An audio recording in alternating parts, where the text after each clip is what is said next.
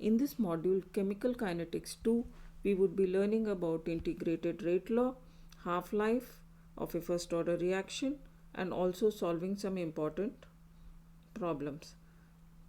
Let's take a reaction A giving B.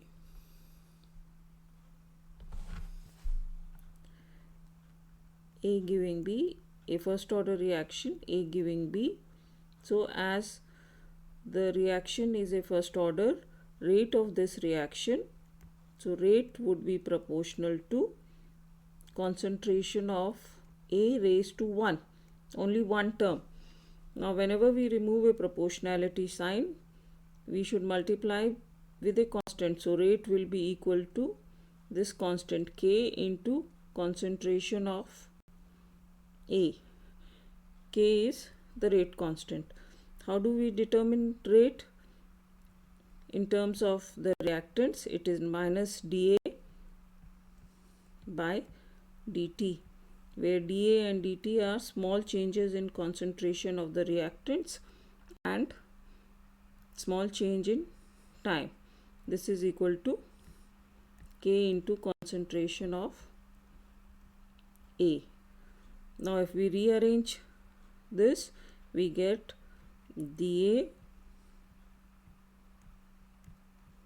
by concentration of A is equal to minus K dt. If we integrate this equation, so on integration,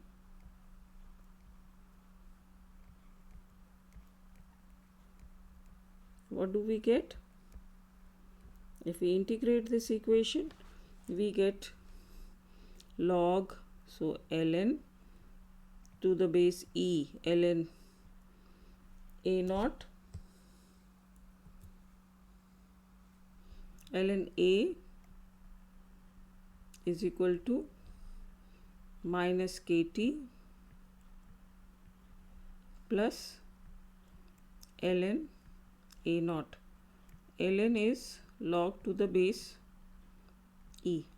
Now this equation can be written in the form of equation of a straight line in mathematics. What is the equation of a straight line in mathematics?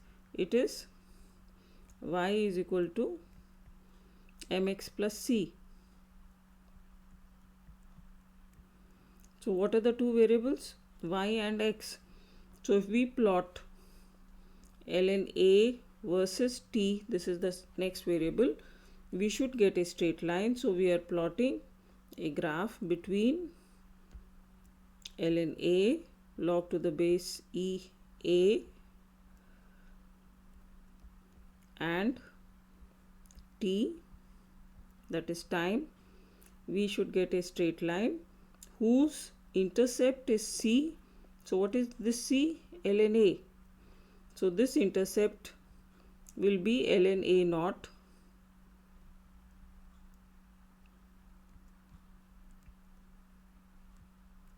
and the slope would be m. M is the slope. So what is m? It is minus k. So slope is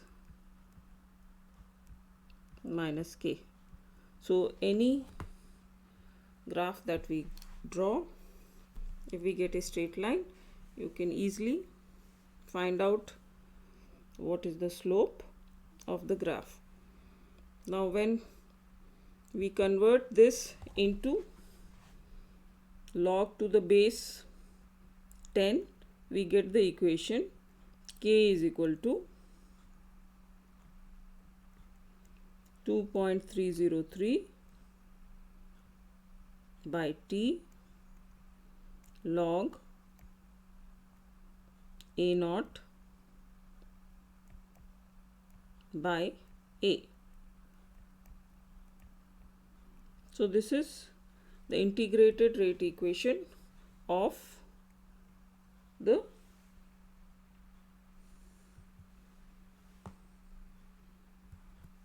integrated rate equation of the first order reaction.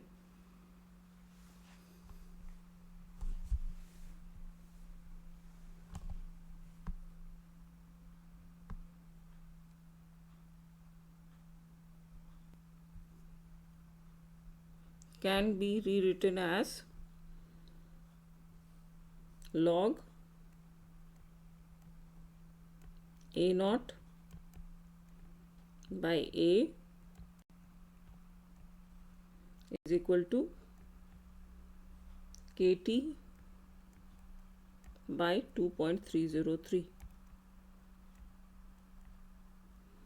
So this also can be written in the form of equation of a straight line. This is mx plus c.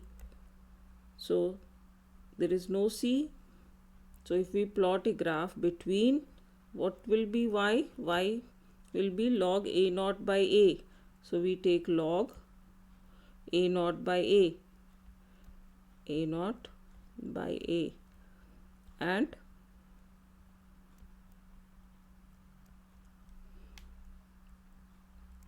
this will be time. So the graph would be a straight line, as c intercept is 0, so it starts from the origin 0, and the slope of this graph would be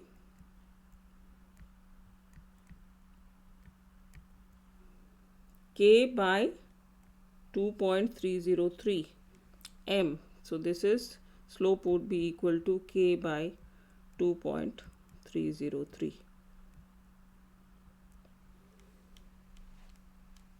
Now this equation that we have written on top, A naught is the initial concentration of the reactants if it is given by small a, and A is given by A minus x, where x is the amount of products formed or reactants consumed.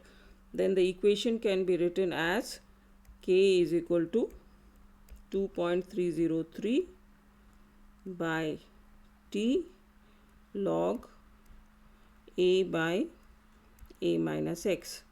Now this equation of integrated rate law equation of first order we would be using for calculating most of our problems. Now in the next slide, the integrated rate equation is neatly given that we had discussed earlier. Now if we have to calculate first order of half-life of a reaction is the time required for half of the reactants to form products. So if we take the integrated rate law of a first order reaction, K is equal to 2.303 by T log A by A minus x, then at T half, half of the reactants has formed products. That means at T half, x is equal to half of the initial concentration of the reactant, that is half A. So what will be A minus x? A minus x, or the final concentration of the reactant, would be equal to A minus half A. That will be equal to half A. So if we substitute in the above equation, we get T half is equal to 2.303 by K log A by 2.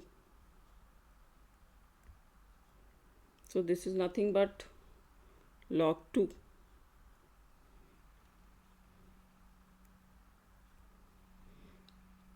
So we have T half would be equal to 2.303 by K log 2. What is the value of log 2? Value of log 2 is 0.3010. If we multiply with 2.303, we get the equation of half-life. T half is equal to 0.693 by K. So we have two equations by which we would be solving most of the problems in this chapter. One is K integrated rate law of a first order reaction. K is equal to 2.303 by T log A by A minus X, and T half is equal to 0.693 by K.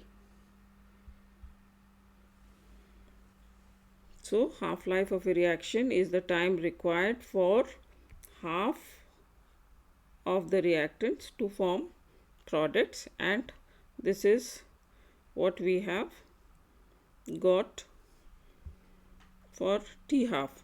And for a first order reaction, T half is independent of initial concentration of the reactants. Now in this case we have to be careful. Suppose we have to calculate T1 by 5. Now what is T1 by 5? It is the time required for 1/5 of the reactants to form products. So if I have a reaction A giving B, this is the initial concentration of A. So 1/5 of A is giving products. So 1/5 of A will give how much? 1/5 of A will be formed as products. So this X is equal to 1 by 5A. And so what will be A minus X? Will be equal to A minus 1 by 5A. That will be equal to 4 by 5A. This is the most common mistake that most of the students make while solving problems based on half-life. So we should understand properly. It is half-life is the time required for half of the reactants to form products. Now for a first order reaction, the unit of K is second inverse, and these are the two examples of a first order reaction. Now if we have to solve a problem, let us take the first problem. A first order reaction takes 20 minutes for 40% of decomposition. Calculate T half of this reaction. So what is happening here? We have 40%. So whenever we are solving problems, we should read the question, write down what is given in the question. So what is given? A first order reaction takes 20 minutes. So T is equal to 20 minutes. Then what else is given? For 40% decomposition. So 40% decomposition means 40% of the reactant is forming product. So X is equal to 40. A we take as 100. So what will be A minus X?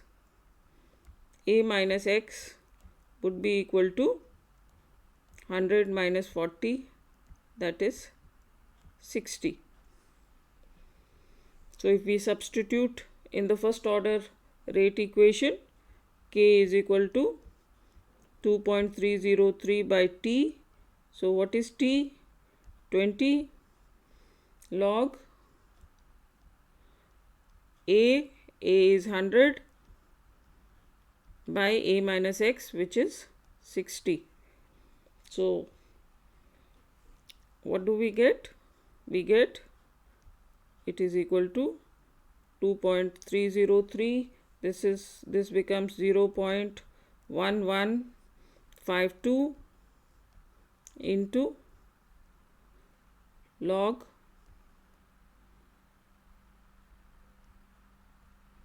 1.667. The value of log 1.667 is given as 0.2219. So the answer for this comes out to be 2.56 into 10 to the power minus 2 minute inverse. But what is asked?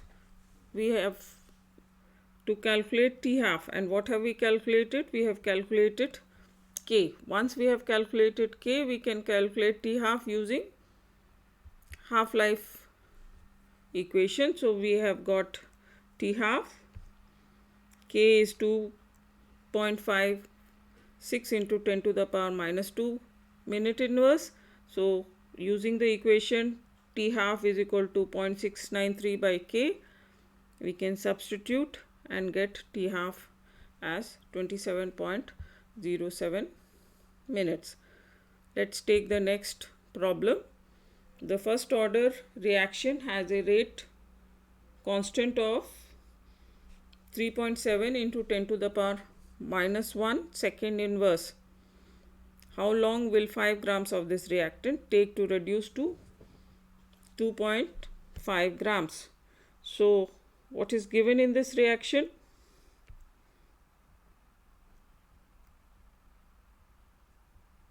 Given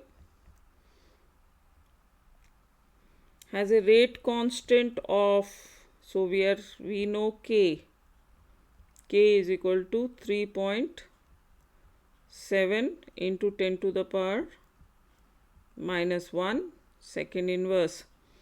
And how long will it take for 5 grams? So that means A is 5 grams of the reactant to reduce to 2.5 grams.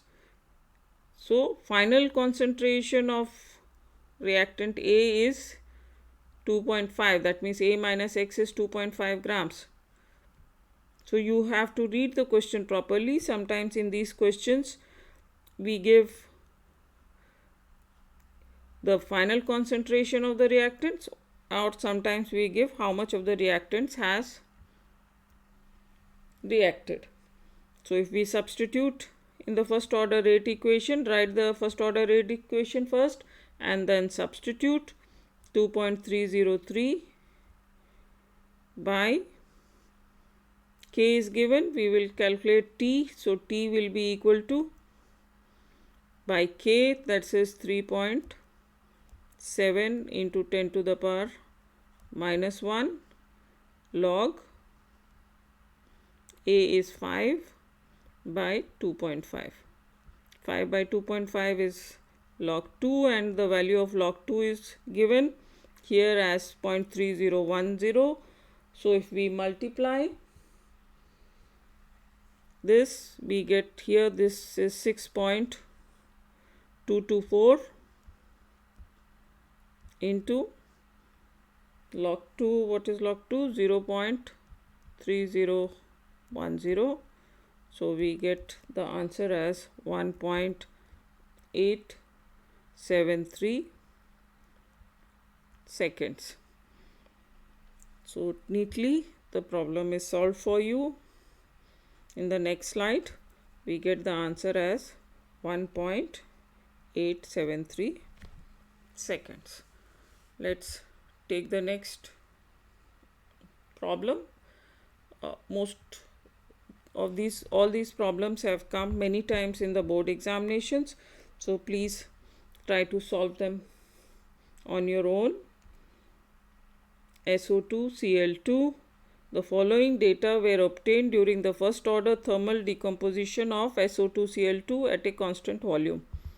SO2Cl2 gives SO2 plus Cl2, and you are given the time 0 and 100 and total pressure as 0.4 atmosphere and 0.7 atmosphere, and we have to calculate rate constant. So let's see what is given. SO2Cl2 gives SO2 plus Cl2.